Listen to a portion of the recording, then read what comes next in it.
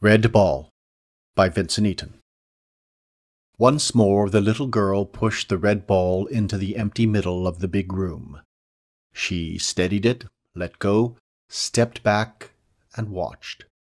It swayed a moment as though getting some balance, then slowly moved on its own, returning in a slow roll back to the corner where it always seemed to want to be. The girl watched it roll to the corner. Once there, it stayed there. She went over and poked it with her index finger, but it did not move. She did it once again and once more, and once again the same thing happened. Every time. Ball in middle of the room.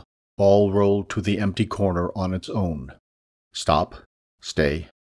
There. In another corner was all the furniture of the room. All the lamps and rugs, the sofa and tables and stuff had gone to that corner all on its own, and the girl didn't know how it happened. One day everything of the living room was in its place. The next, it was in the corner. In another corner was her mother and her father and her little baby brother. They had stayed in the same position in the same way for 2 days now, like rag dolls, one flopped on the other. The girl went to her father and grabbed the cuff of his jacket, pulled it, and pointed to the ball in the opposite corner. "Dad, the ball, it's doing funny things." Dad did not respond. The girl walked once again and once more over to the ball all the way over on the opposite corner and picked it up and carried it and put it smack dab in the middle of the room and sat between the ball and its favorite corner. The red ball swayed again, and rolled at her, and at the last moment it swerved around smoothly without hesitation and went to its corner. The girl quietly followed it with her eyes. "Weird ball," she told it.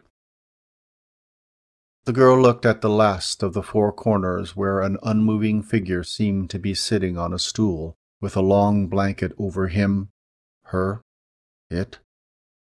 If she watched, there were movements sometimes, like a hand reaching up to scratch an itch on its nose, but also like a rat running around restlessly behind. The girl stayed away from that corner. She went to the ball again. She picked it up, brought it to the middle of the room, put it down, then draped herself over it, holding it down, holding it still, with all her body weight, which was a bit less than it had been 2 days ago because she hadn't eaten much in 2 days. She looked to one corner. "Watch, Daddy! Watch, Mommy!"